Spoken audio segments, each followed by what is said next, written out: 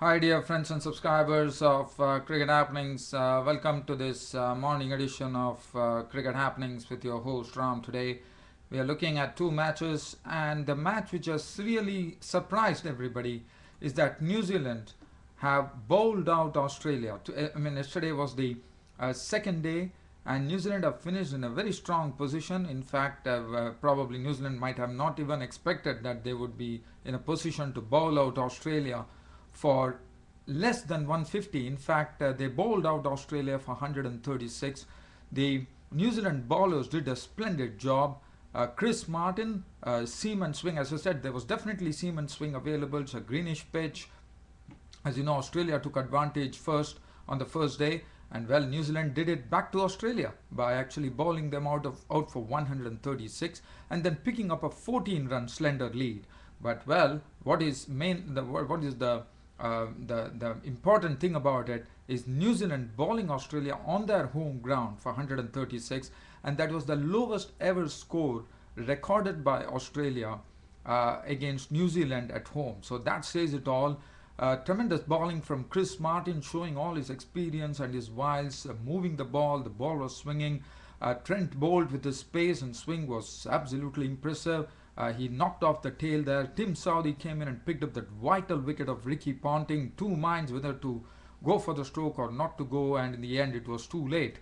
Doug Bracewell also bowled well, picking up 3 wickets for 20 runs. So let's talk about the bowling. Chris Martin, 16 overs, 1 maiden, 46 runs and 3 wickets.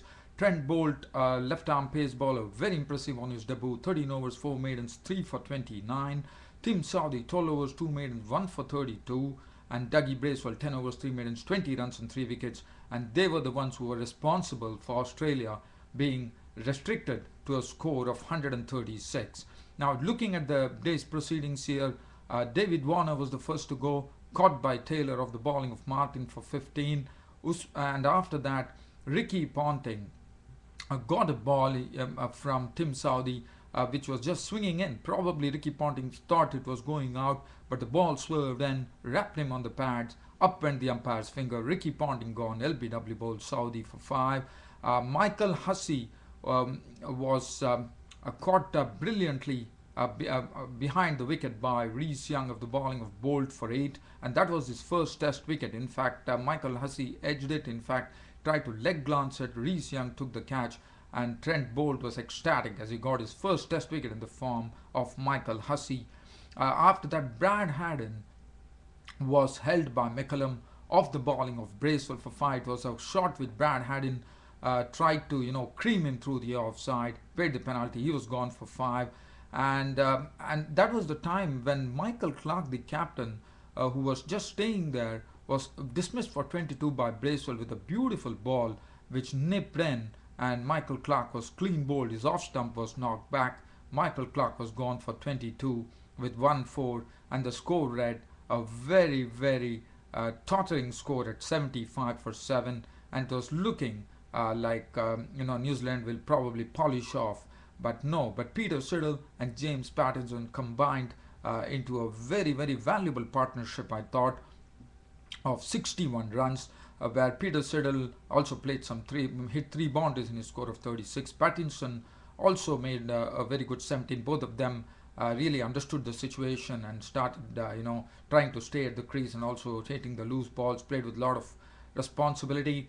But well, that stand was broken by Bracewell as Peter Siddle was caught by Guptill of the bowling of Bracewell for 36 with 3 fours, and Trent Boult came in and cleaned up the tail. Pattinson was caught by Williamson, very wonderfully caught by Williamson of the bowling of Boult for 17 with 3 boundaries.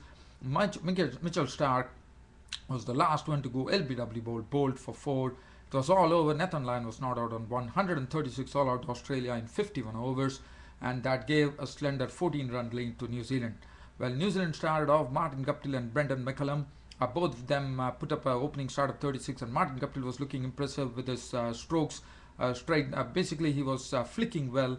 He was getting the ball. He was flicking the ball well, so he was looking good actually. And Brendan McCullum made 12 before Pattinson gave them the breakthrough when Brendan McCullum was caught by Hughes of the bowling of Pattinson for 12. So that was the first wicket to go. He had 1 boundary in that.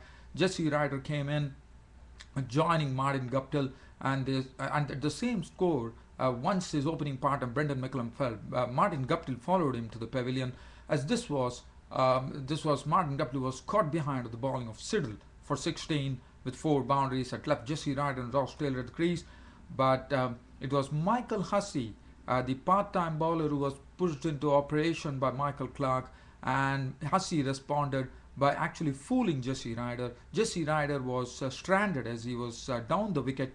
In fact, and he actually missed.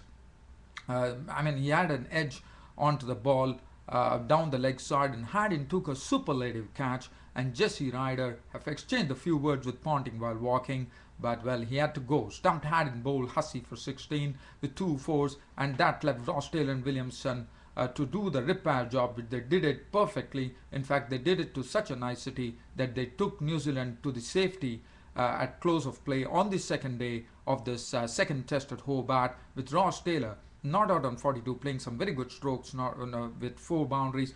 And Kane Williamson was very impressive with his stroke making today, not out on 34 with 4 4s, as they closed for the day at 139 for 3, an overall lead of 153 runs with 7 wickets in hand. The bowling figures for Australia: Pattinson 12 overs, 2 maidens, 1 for 37, impressive. Peter Cyril 12 overs, 4 maidens, 1 for 29. Mitchell Starc 11 overs, 3 maidens, none for 30. Michael Hussey picked up that wicket of Jesse Ryder, 5 overs, 1 for 15.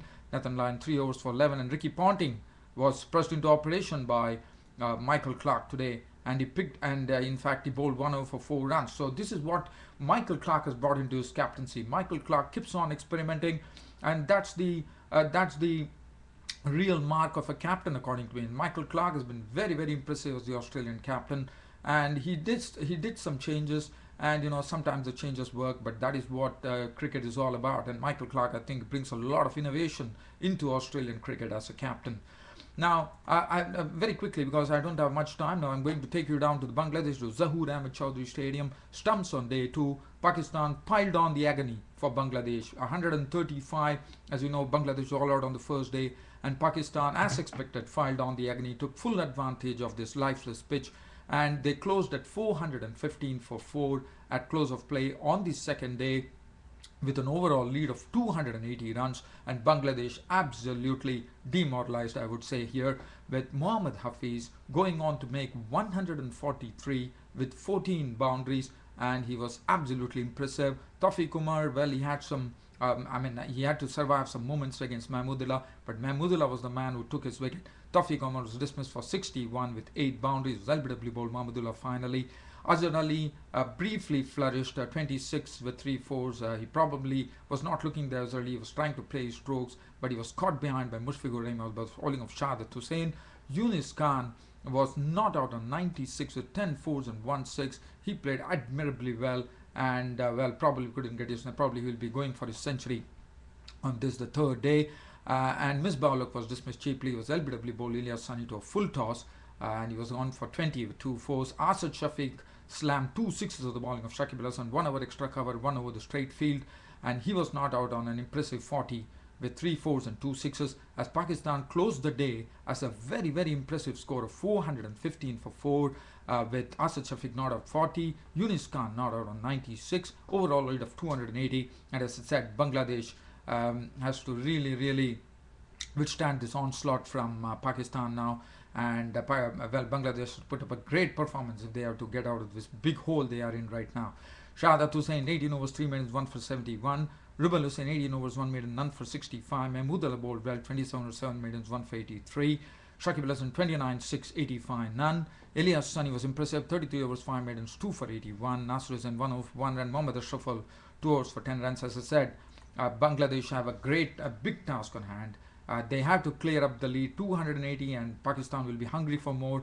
Probably they on the third day they will actually stretch the lead on to 400 and pile on the pressure on Bangladesh, and Bangladesh probably will be left, and Pakistan will be thinking that they would be in a position to give an innings defeat, so that Bangladesh, they don't bat again in this particular test. Well, we will all know about that on the third day when the play starts between Pakistan and Bangladesh, Zahoor Ahmed Chowdhury Stadium in Chittagong. Until then, it's your host Ram bidding goodbye for the day. Thank you.